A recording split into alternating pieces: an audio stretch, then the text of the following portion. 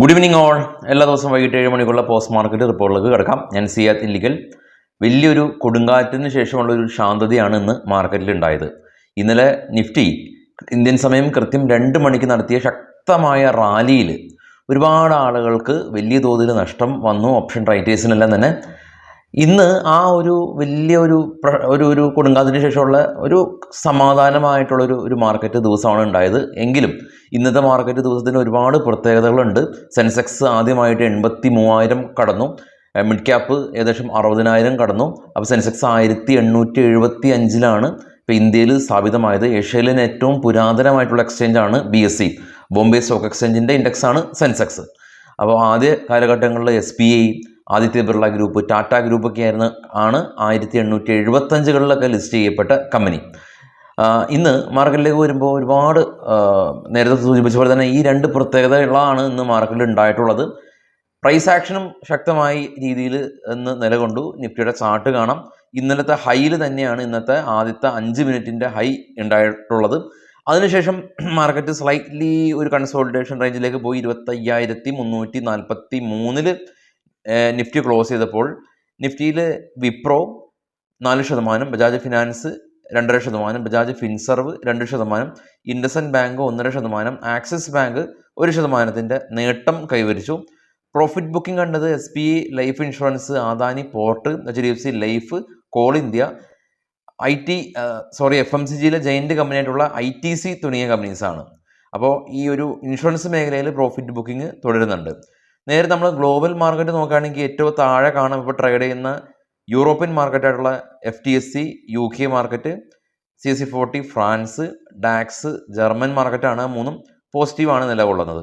ഇന്നും India Vicks 5.06% ഇടിഞ്ഞ് 12.51 എന്ന നിലയിലാണ് ഇന്ത്യ വിക്സ് ഉള്ളത്. അപ്പോൾ പ്രീമിയം എല്ലാം തന്നെ വളരെ താഴേക്ക് പോയി. ഒട്ടും തന്നെ പ്രീമിയം ഇല്ലാത്ത അവസ്ഥയാണ് ഇപ്പോൾ ഓപ്ഷൻ റൈറ്റേഴ്സിനുള്ളത്. ഡോ ഫ്യൂച്ചർ പോസിറ്റീവായി നിലകൊള്ളുന്നു. അതിന് മുകളിലുള്ള നിക്കി ജപ്പാൻ മാർക്കറ്റ് 287 പോയിൻ്റ് ഇടിവ്. കോസ്പി കൊറിയ ഫ്ലാറ്റാണ്. ഷാങ്ഹായ് ചൈന റെഡിലടച്ചപ്പോൾ X200 ഓസ്ട്രേലിയ പോസിറ്റീവായിരുന്നു. അതിന് മുകളിൽ ഗോൾഡ് $2,566 പെർ ഔൺസ് എന്ന നിലയിൽ ഗോൾഡ് അതിശക്തമായ രീതിയിൽ മുന്നോട്ട് പോയി. ബ്രന്റ് ഓയിൽ 72, ബിറ്റ്കോയിൻ ഏറ്റവും ടോപ്പിൽ കാണാം 58,000. അപ്പോൾ ഇന്നത്തെ ശ്രദ്ധാകേന്ദ്രം എന്ന് പറയുന്നത് ഗോൾഡാണ്. ഇൻ്റർനാഷണൽ മാർക്കറ്റിൽ 2,566 ഗോൾഡ് പോയിരിക്കുന്നത്. അപ്പോൾ ഗോൾഡ് റിലേറ്റഡ് ആയിട്ടുള്ള ബിസിനസ് ചെയ്യുന്ന കമ്പനീസ് എല്ലാം തന്നെ ഇന്ന് ഇന്ത്യൻ മാർക്കറ്റിൽ നേട്ടം കൈവരിച്ചിട്ടുണ്ട്. ചൈന ഗോൾഡിൻ്റെ എല്ലാം തന്നെ ശേഖരം കുറയ്ക്കുന്നു എന്നുള്ള വാർത്ത ഇനീഷ്യലി ഗോൾഡ് ഇടിഞ്ഞെങ്കിൽ കൂടിയും ഇന്ത്യയിൽ ഇപ്പോൾ ഗോൾഡ് ഒരു ആഘോഷ വേളകളാണ് വരുന്നത്. അതുകൊണ്ട് തന്നെ ഗോൾഡ് ഇന്ന് റാലി രേഖപ്പെടുത്തിയിട്ടുണ്ട്. മണപ്പുറവും ഇന്ന് 3% ഗെയിൻ രേഖപ്പെടുത്തി. ഒട്ടുമിക്ക ഗോൾഡ് സ്റ്റോക്കുകളെല്ലാം തന്നെ ഇന്ന് റാലി രേഖപ്പെടുത്തിയ ഒരു അവസ്ഥയാണ് ഉള്ളത്. ബജാജ് ഫിനാൻസും ബജാജ് ഫിൻസർവും ബജാജ് ഗ്രൂപ്പിൽ നിന്ന് ബജാജ് ഹൗസിംഗ് ഫിനാൻസിൻ്റെ ലിസ്റ്റിംഗ് ആണ് ഉണ്ടായിരുന്നത്. അപ്പോൾ അത് കാരണം ഈ 3 കമ്പനീസും ഇന്ന് പോസിറ്റീവിൽ ക്ലോസ് ചെയ്യാൻ ആയിട്ട് പറ്റിയിട്ടുണ്ട്. കൂടാതെ തന്നെ ബജാജ് ഹൗസിങ്ങിൻ്റെ ഈ ഒരു ലിസ്റ്റിംഗ് കിട്ടിയിട്ടുണ്ടെങ്കിൽ നിങ്ങൾ കമൻറ്റിൽ രേഖപ്പെടുത്തുക. അപ്പോൾ ഒരു പാനിൽ നിന്ന് തന്നെ അല്ലെങ്കിൽ ഒരു ഡിമാറ്റ് അക്കൗണ്ടിൽ നിന്ന് ഒരുപാട് എണ്ണം അപ്ലൈ ചെയ്തുകൊണ്ട് അർത്ഥമില്ല. പല ഡിമാറ്റ് അക്കൗണ്ടിൽ നിന്ന് നിങ്ങൾ അപ്ലൈ ചെയ്യാൻ ശ്രമിക്കുക. കാരണം നമുക്കറിയാം അടുത്തിടെയുള്ള എല്ലാ IPOസിൽ നിന്ന് എല്ലാം തന്നെ 20 ടൈംസിൽ കൂടുതൽ ഓവർ സബ്സ്ക്രിപ്ഷൻ ആയിട്ടുണ്ട്. അപ്പോൾ ഒരു ലോട്ടറി സിസ്റ്റമാണ്. ആർക്ക് കിട്ടും എന്നുള്ളത് നമുക്ക് അറിയില്ല. അതുകൊണ്ട് തന്നെ കിട്ടിയാൽ ഒരു ലോട്ട്.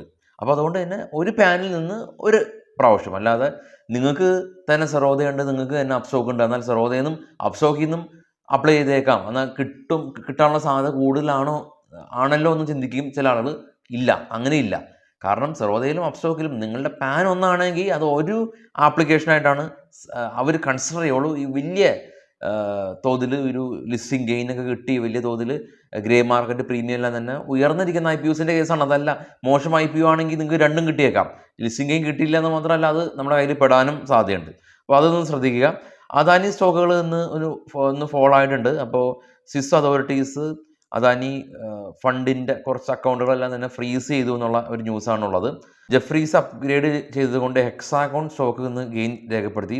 നസാറ ടെക് എന്ന് പറയുന്നത് ഒരു ഗെയിമിംഗ് കമ്പനിയാണ്. അപ്പോൾ ഗെയിമിംഗ് കമ്പനി പോക്കർ ബാസി എന്ന് പറയുന്ന ഒരു പേരൻ്റ് കമ്പനീനെ അക്യൂർ ചെയ്തു 982 കോടി രൂപക്കാണ്.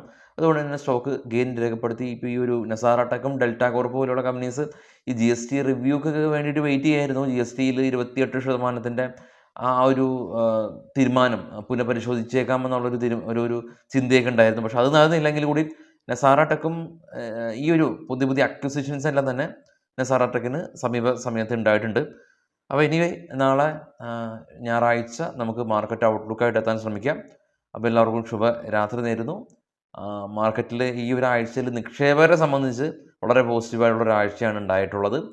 ഈ ഡിഫൻസ് സെക്ടറിലുള്ള ഒത്തിരി കയറിയ കമ്പനീസ് ആ ഒരു പഴയ പ്രതാപ നിലയിലേക്ക് തിരികെ വന്നില്ലെങ്കിൽ കൂടിയും മ്യൂച്വൽ ഫണ്ടിലും അതല്ലെങ്കിൽ ഇൻഡെക്സ് ബേസ്ഡ് ആയിട്ടുള്ള മറ്റുള്ള ഇൻഡെക്സ് ഹെവി വെയിറ്റ് സ്റ്റോക്കുകളും എസ്പെഷ്യലി ഏഷ്യൻ പെയിൻറ്റ് പോലുള്ള സ്റ്റോക്കുകളിലെല്ലാം തന്നെ നല്ലൊരു നേട്ടം കൈവരിക്കാനായിട്ട് പറ്റിയിട്ടുണ്ട്. അപ്പോൾ എല്ലാവരും പ്രോഫിറ്റബിൾ ആവട്ടെ. നമുക്ക് ഞായറാഴ്ച കാണാം. Thank you all.